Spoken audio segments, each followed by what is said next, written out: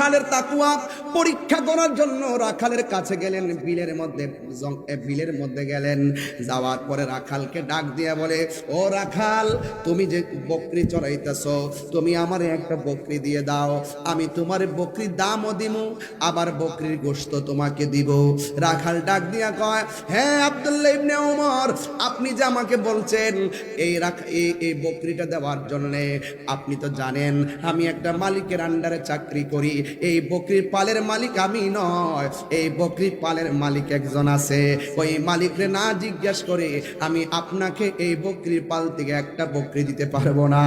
ওই আব্দুল্লাহ ইবনে ওমর রাদিয়াল্লাহু তাআলা আনহু তিনি বলতেছেন, হে রাখাল, তোমার মালিকরে বলবা একটা বাগে তোমার একটা বকরি নিয়ে গেছে। হ্যাঁ, আমি বলতে পারবো, আমি আপনার কাছে বিক্রিও করতে পারবো। আমার মালিকরে যদি আমি বলি, তাইলে আমি দুনিয়ার মালিকেরে বুঝাইতে পারবো।